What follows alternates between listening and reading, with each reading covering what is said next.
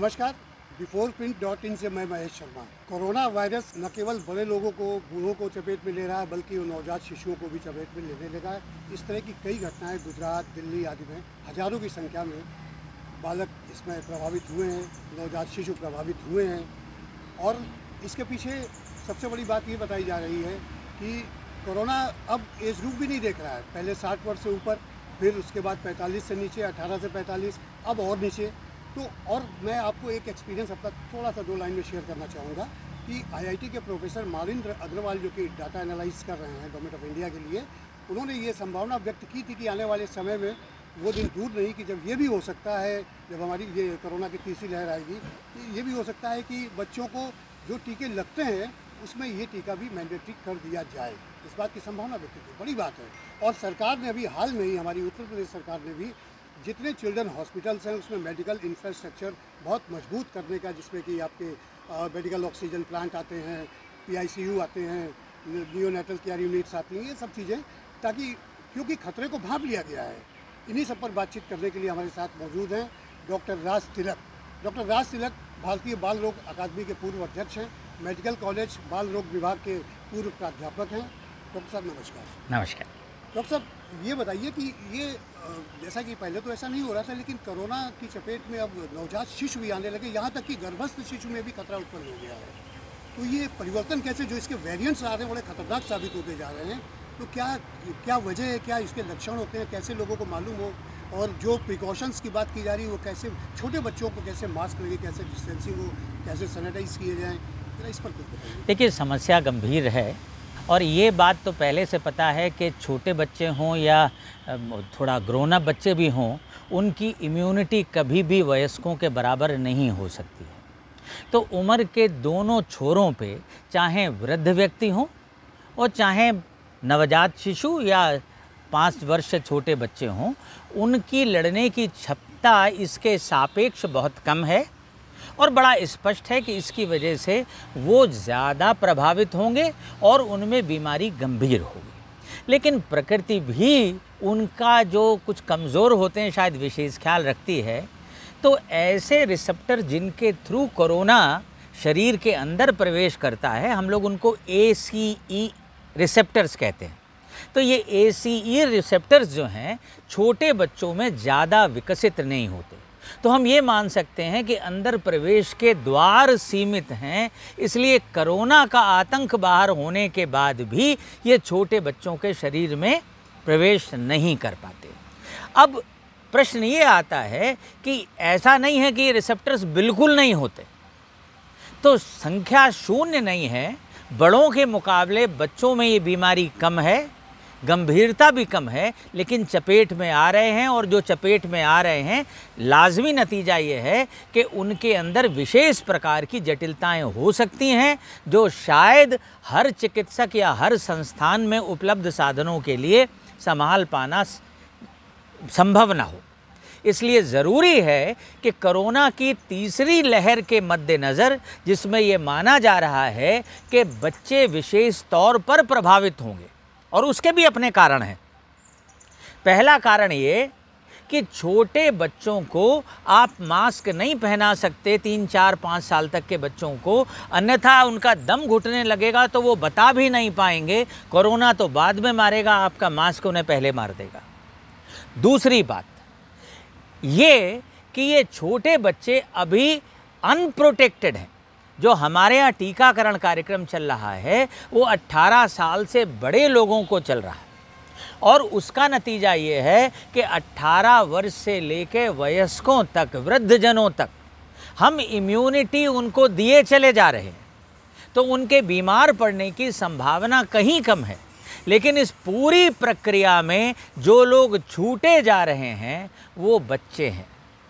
तो ये ऐसा सेगमेंट है जो कोरोना को अवसर प्रदान करेगा कि आओ, तुम्हारे लिए ग्रास यहाँ मौजूद है।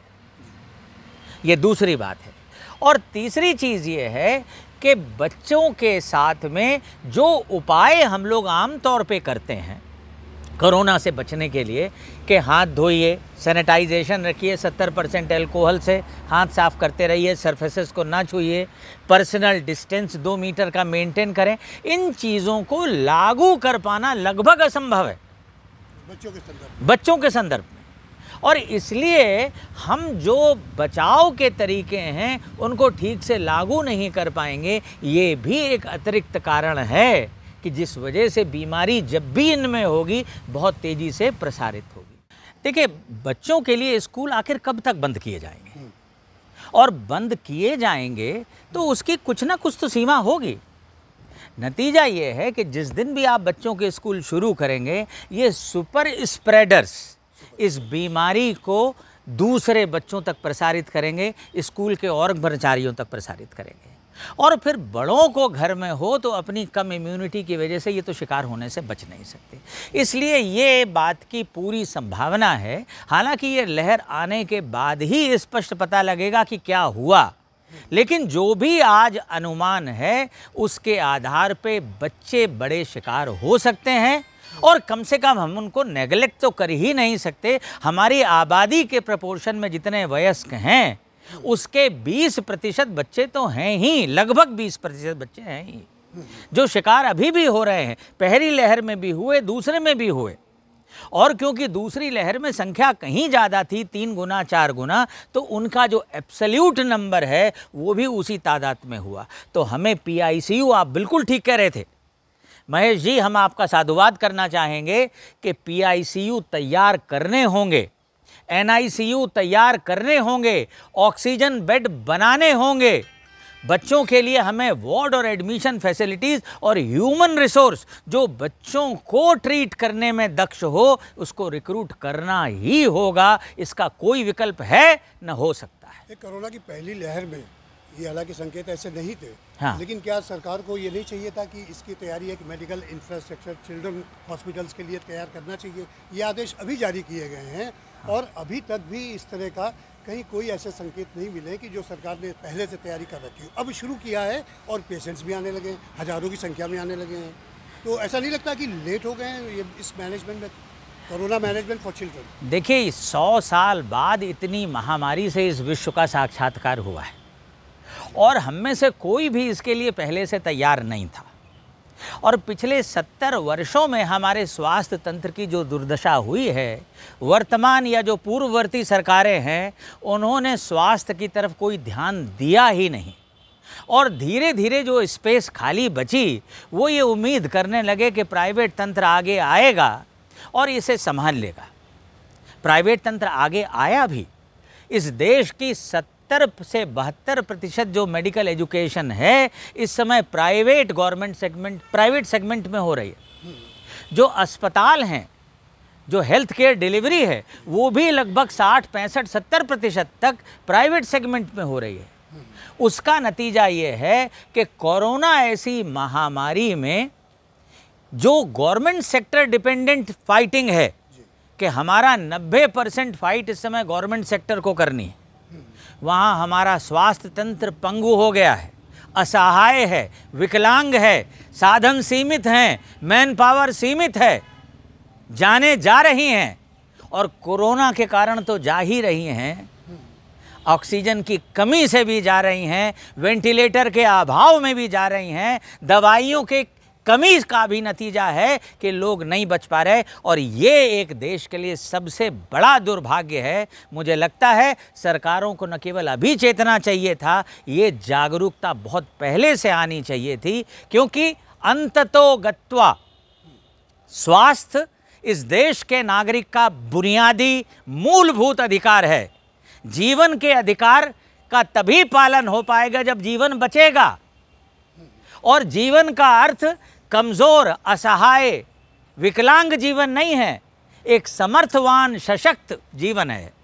ऐसी स्थिति में स्वास्थ्य सेवाओं को एक वेलफेयर स्टेट, एक कल्याणकारी सरकार नहीं देखेगी तो प्राइवेट तंत्र से अपेक्षा करना, मेरी समझ से ये ऐसा है कि हम समुद्र के अंदर स्वाति नक्षत्र की वो बूंद ढूंढ रहे हैं कि कभी पड़ेगी, सीप की तरह मुंह खोले खड़े हैं और वो बूंद कभी नहीं गिरती।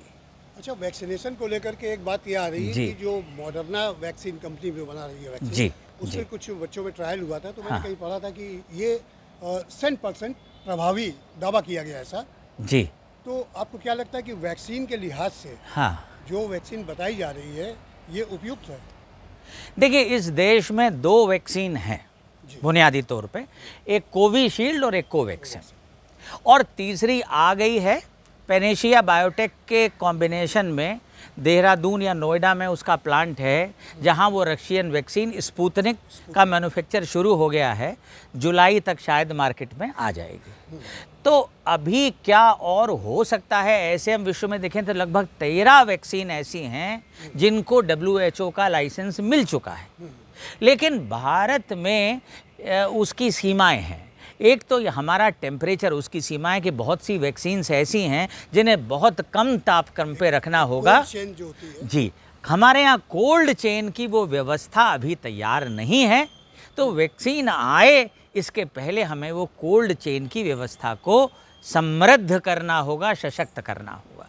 एक अच्छा, जी बताएं कुछ पूछ रहे थे आप मुझसे। अरे वो एकदम से सवाल ये आ गया था कि जो वैक्सीन, जो मैंडेटरी वैक्सीन होती हैं नवजात जी, शिशुओं में जी। लगाने की 4 या 5 ऐसे होती हैं, जी, तो उसमें क्या एक समय ये भी आ सकता है तीसरी लहर के दौरान कि वो कोविड वैक्सीन भी इम्पोर्टेंट हो सकती है? बिल्कुल। कोविड अब विश्व से कहीं जाने वाला नहीं है।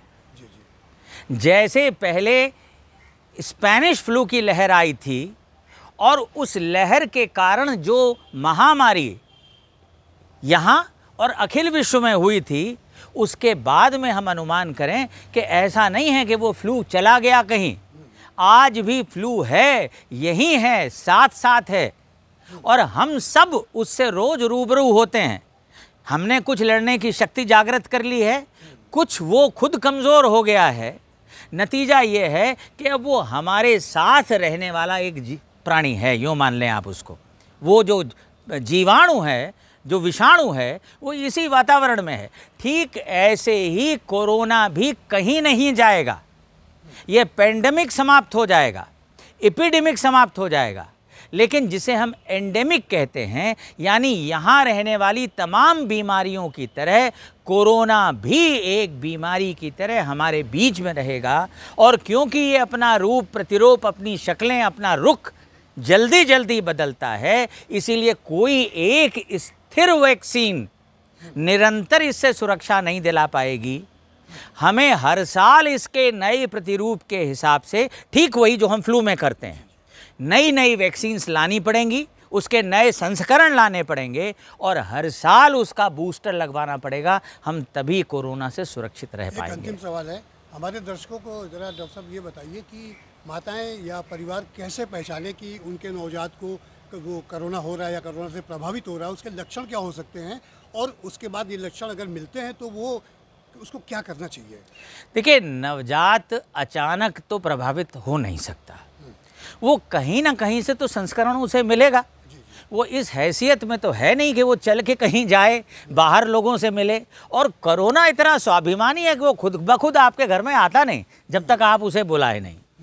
तो बच्चे के माता पिता या घर वालों में कोई ना कोई गया होगा, संक्रमित होके आया होगा, बच्चे के पास पहुंचा होगा, तभी तो उसे बीमारी मिलेगी।